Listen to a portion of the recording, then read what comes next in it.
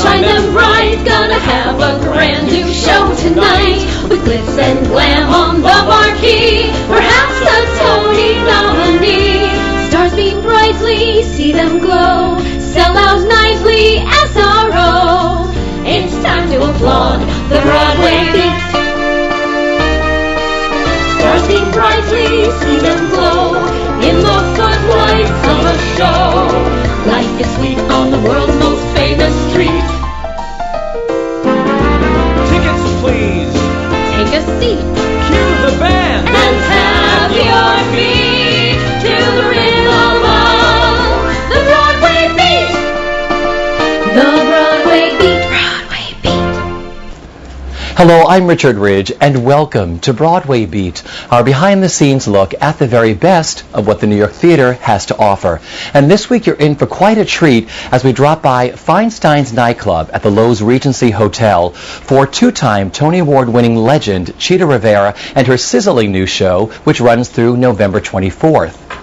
We'll also celebrate with the cast of Tom Stoppard's latest play entitled Rock and Roll, which is just open at the Bernard B. Jacobs Theater. It is directed by four-time Tony Award winner Trevor Nunn and includes many of the original cast members from the London production, including Brian Cox, Sinead Cusack, and multi-award winner Rufus Sewell. But we thought we'd start things off at the first day of rehearsal for one of this season's most highly anticipated new plays. It's called August, Osage County by Tracy Letts, which will open on Broadway at the Imperial Theater on November 20th after a sold-out run at Chicago's renowned Steppenwolf Theater Company. Tracy Letts has given us such plays as Killer Joe and Bug. We caught up with him, director Anna D. Shapiro, and the cast led by Brian Kerwin, Madeline Martin, and Sally Murphy. It's exciting. Those other plays, Killer Joe and Bug, both enjoyed great, long, healthy runs in downtown theaters here in New York, and New York audiences really seem to embrace them. So, I don't know. It'll be interesting to see. Broadway's all new to me, so we'll see what happens. Talk about the audience's reaction in Chicago. The girls tell me that it was like a hockey game. The audience reaction far exceeded my greatest expectations. Very loud, very raucous, and they were talking a lot, which normally is not a good thing, but they were talking to strangers were talking to each other about the play as the play was unfolding in front of them in a very interested, engaged way. It was very exciting to see. We seem to have kind of tapped into something, at least in Chicago, that audiences really embraced. What's great about your company, they all say you're a wonderful writer to work with because you're an actor. You understand the process and all of that. What was the collaboration like with working with your director and your company in Chicago? At Steppenwolf, we're very the collaboration is very even in that everybody has a say in the process. Nobody's ideas are thrown out of hand. The best idea wins. In order to pull that off, you need some people with some taste and some technique, and we're fortunate to have that. Anna Shapiro, who directed the play, is an old friend of mine. She's directed plays of mine in the past. She's directed me as an actor in the past, and we've developed a shorthand over the years. She's very easy to talk to suggest things to, and to make fun of, which is hugely important for me as well. You know what? I guess I don't know if it's because it's Steppenwolf, we're pretty whacked out, that it doesn't seem that whacked out to us. Like, when you think about it, it's got a pretty classic structure. It's just 3-act structure.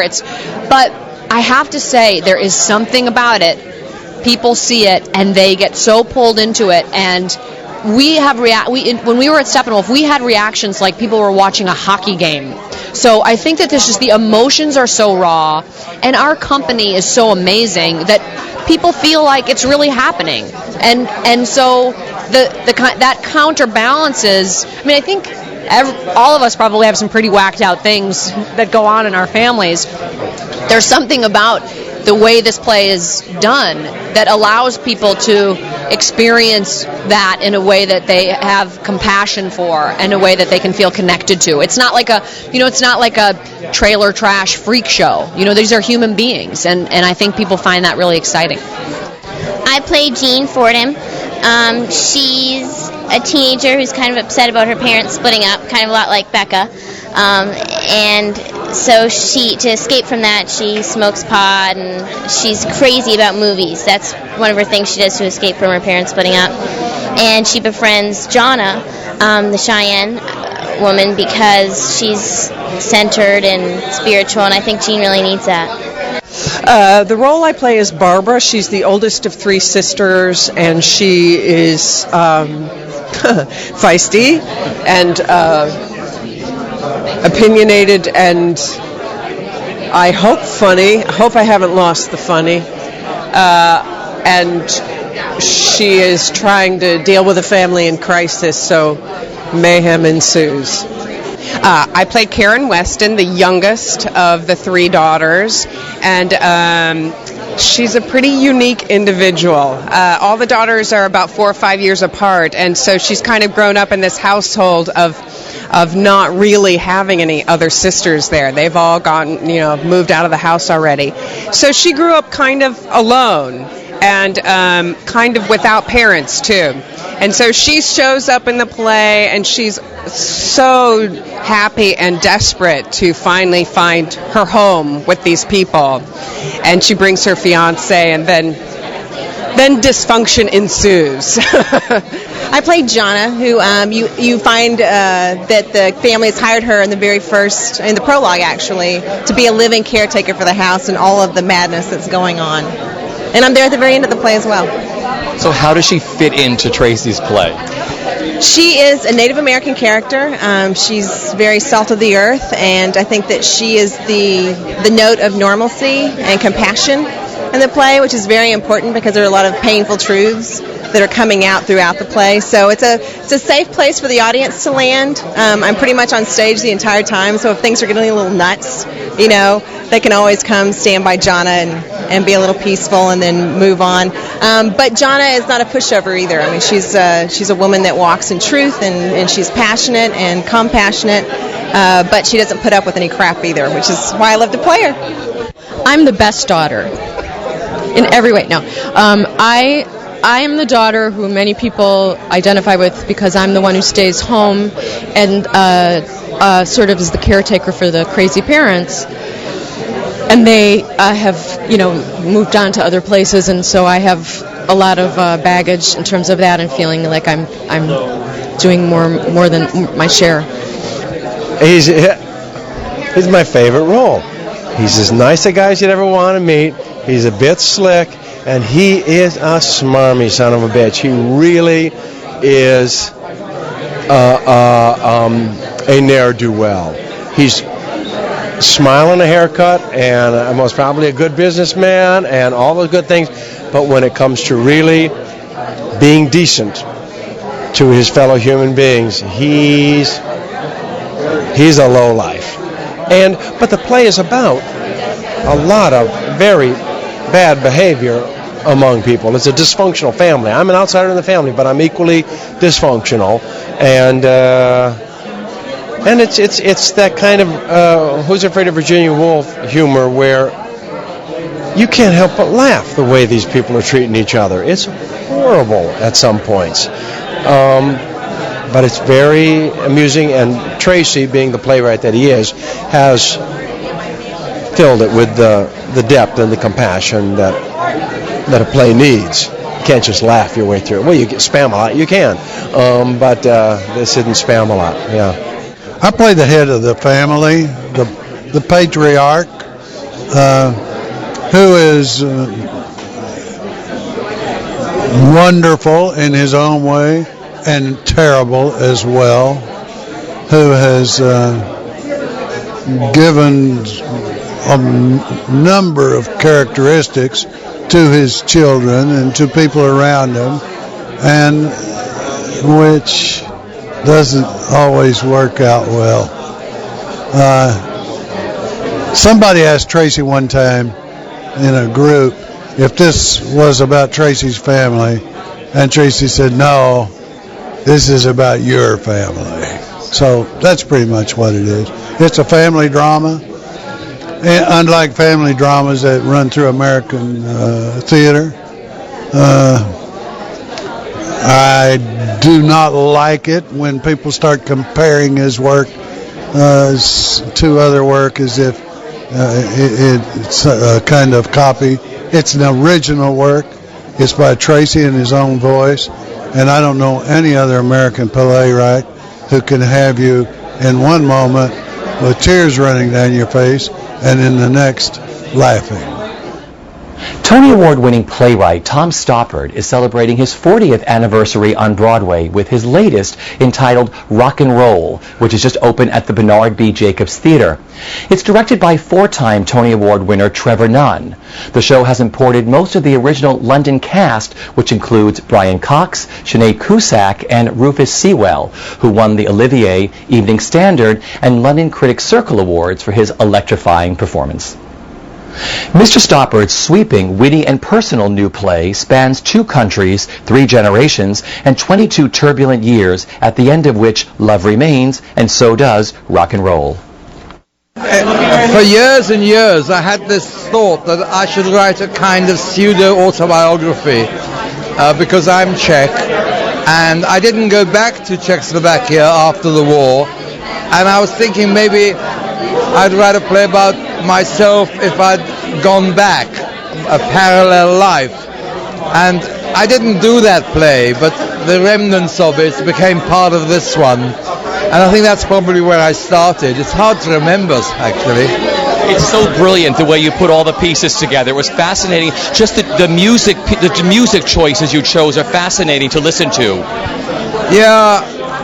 Embarrassment of riches. I have to get it. It's like doing Desert Island Discs. In the end, you're only allowed a certain number. But I had some real favorites in there.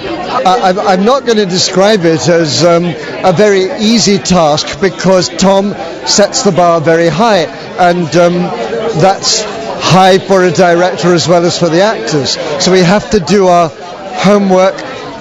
In my case, it's very important to analyze what he's up to. It's very important for me to be able to explicate the play to the company rather than the writer, so that they feel that direction is coming from one source and one center, and that therefore meaning and judgments about theatre and judgments about character are all combined. But Tom is a wonderful collaborator. He sits at every rehearsal. Very often he doesn't speak, and then when he does, it's pure gold, and we all wish that we could have recorded it so that we can play it for future generations. He's a wonderful presence at rehearsal. There's something which keeps happening to me. More and more now that I'm getting to be half famous for not leaving the Communist Party, I meet somebody, it could be a visiting professor or someone fixing my car, anyone. And what they all want to know, but they don't know how to ask because they don't want to be rude, is how come, when it's obvious even to them, how come I don't get it? And it's the same here. I meet some apparatchik working the system, and he's fascinated by me. He's never met a communist before. I'm like the last white rhino. Why don't I get it? So why don't you? Don't push it. Yeah, it's a tough road to play because he's a man of a single belief. You know, he holds on to his beliefs no matter what. I always think it's about a man who loses his religion but not his faith. And I think that's what's key to the whole story. And in that way, it's a great role. It's a really great role because and that's where I felt before I fell short of, and I now feel I've been able to accomplish. Well, Tom Stoppard is a very, very obviously intellectual man, and the great thing about him is that he can get ideas across with enormous humanity and humour, so that you don't feel like you're being lectured. And Jan is a person with great intellect, but he has the gift of Tom's generosity and humour, so that and a great humanity. He plays someone who ends up doing something quite possibly heroic, or at least he goes through a lot of suffering, but he's not a square-jawed hero. He's a very vulnerable person who doesn't want to be a hero. He just wants to have a good time and be left alone.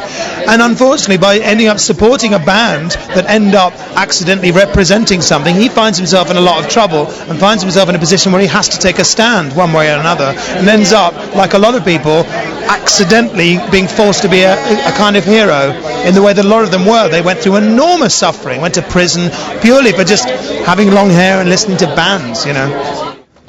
I thought the same thing. I came back to save rock and roll. And my mother, actually.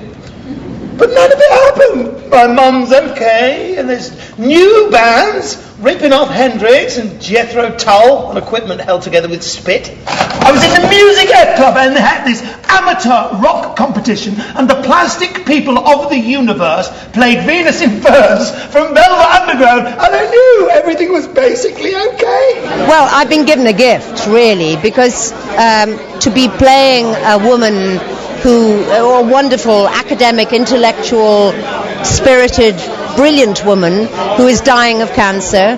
So she's losing her body, but her soul and her spirit is still alive and vibrant. And that's what a lot of the play is about the spirit, how it, dominates, really. And then I die, and then I come alive again in the second half as a much younger and a sort of rather disappointed flower child who's in love. And I play my namesake, Alice.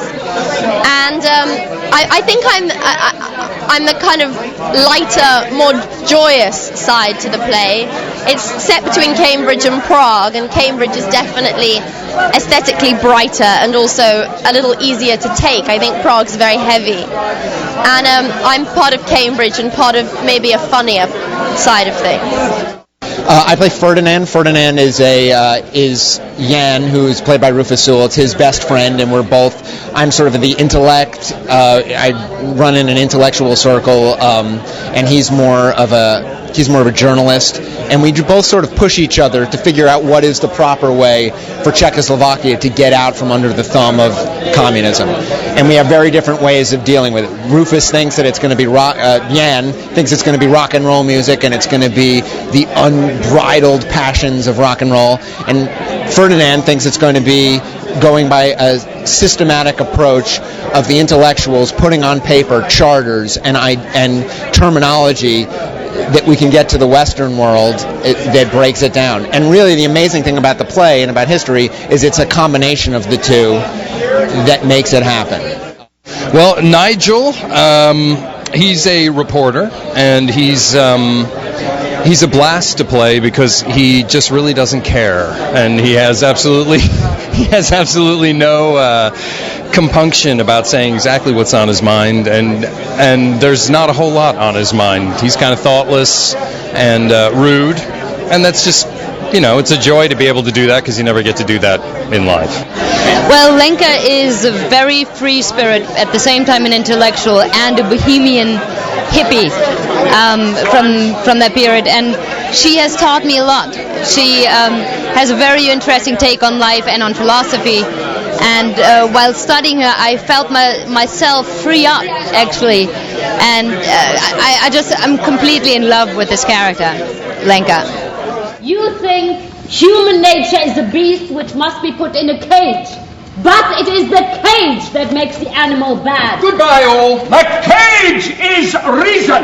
Reason is your superstition. Nature is deeper than reason and stranger. Is this going to be about the eye chain? Look, we only came to see Alice. We'll leave you to it. Is this your paper, Candida? I think it's mine.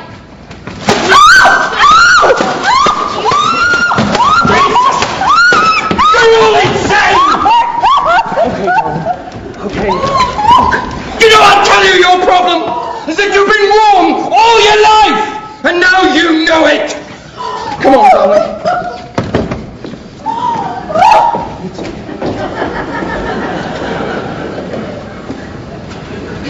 And it was all going so well. Two-time Tony Award-winning legend Chita Rivera has returned to Feinstein's nightclub at the Lowe's Regency Hotel until November 24th with her brand new show, which has been playing to packed houses and terrific reviews. The evening consists of highlights from some of her most memorable musicals, including West Side Story, Chicago, The Rink, Sweet Charity, and Kiss of a Spider Woman. Many of her friends were on hand opening night to cheer her on, including Tony Award winners Anne Reinking, Bebe Neuwirth, and Brian Stokes-Mitchell. Here's a look at the one and only Chita. And if my song should reach your shoes and start to tap in your feet, I'm happy. Let me sing a funny song with crazy words that roll along.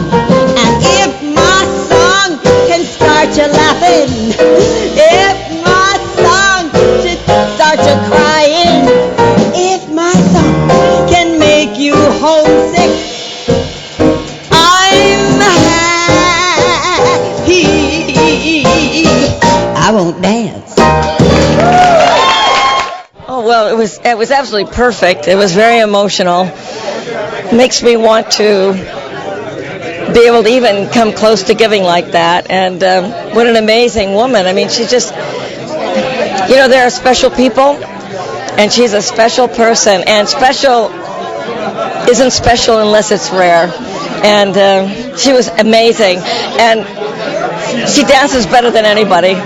It's true. It's absolutely true, I was young, she danced better than me. I was middle-aged, she still danced better than me.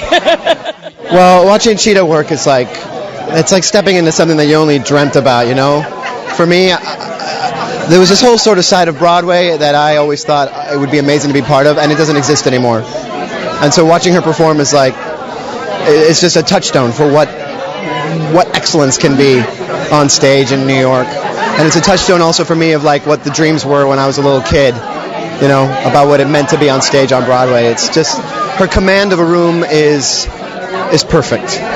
And it's just a kind of excellence that it just doesn't exist. They absolutely don't exist anymore, these people like Chita. So I'm completely starstruck.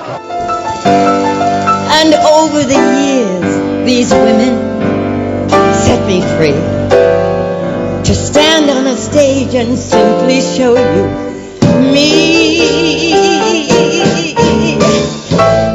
with lines on my face, pins in my knees, ready to dance some more.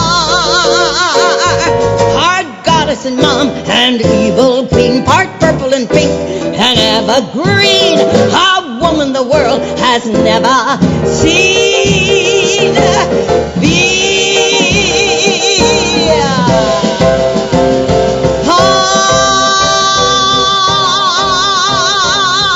Miss Rivera, you're on.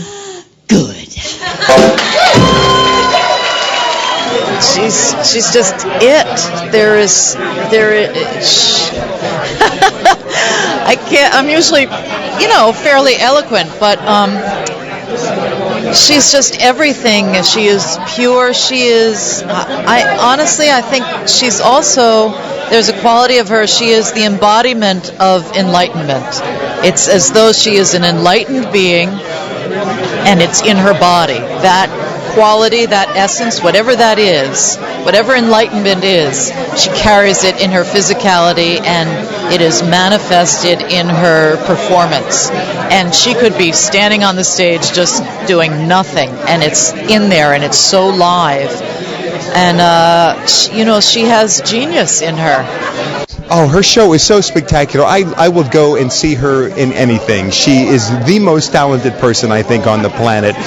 It's so funny, too, because this stage, is very, very small. There's about 4 feet, really, that you can move in, and somehow she seems to just make it seem like it's 80 feet across. And she moves and she dances, even though she sings, she won't dance. If you got Chita Rivera's show, she's going to dance. And just the smallest, she makes the most insignificant gestures on anyone else.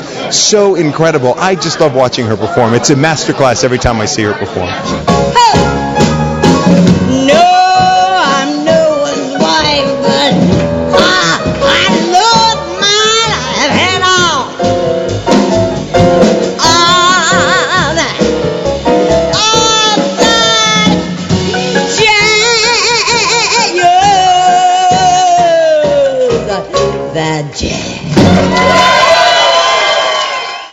shaky fire. I mean, I was excited. When I get excited, and this room is very small, so I felt like move those walls. Give me some stage. Does it make it easier when you played the room before? Not for tonight, because you don't get a chance to practice on the stage. We had really only 3 rehearsals, and so you really want to work at it, and because you got to make friends with space, that whatever the space, you have to make friends with it. So you have to use it. You can't ignore it. If you bump into the piano because there's no room, you have to say, "Oh, excuse me," to the piano or something. You know what I mean? And that's what makes it, I think, the audience relax, and they understand that you understand, and it makes it easy. You make it seem so comfortable, though, because your theatrical pieces are so brilliant in a small little room. Then you sit by the piano on a stool and you sing a beautiful ballad. Then you rock out some beautiful Spanish beat and the whole audience is going. Talk about the joys of putting this show together. Well, fortunately, honey, I've been around for a nice amount of time, and so I have a body of work that really is a blessing. The hard part is putting it all together, and make it right, and make it make sense, and make an audience relax, and you take them from one thing to the other logically. So that's the joy. And with the help of Tony Stevens and Lisa, and of course, what do you do when you have Lynn Ahrens and Stephen Flaherty and all of Fred Ebb and John Cantor? I mean, these are, Leonard Bernstein and, all of them. It was great. It was great. We would like to have had a little more time, and especially a little more time in this space. But then maybe the charm of this is the fact that you go, ooh, and you get little surprises yourself. Maybe that's the charm. I don't know. I just am so used to being in the theater, and to me, everything's got to be perfect. But there is no such thing as perfect. It's got to be real. And so, and this audience tonight, they were phenomenal. And to see Annie Reinking and BB sitting out there, and Brian Stokes Mitchell, who, and Allison, his wife. I mean, and the two of you. I mean, it was exciting. And here's to us for egg in our beer, and a cup of good cheer we can raise. Apropos to nothing, I know, just for feeling like throwing bouquets. Here's to us forever and always. I love you all so much. Thank you for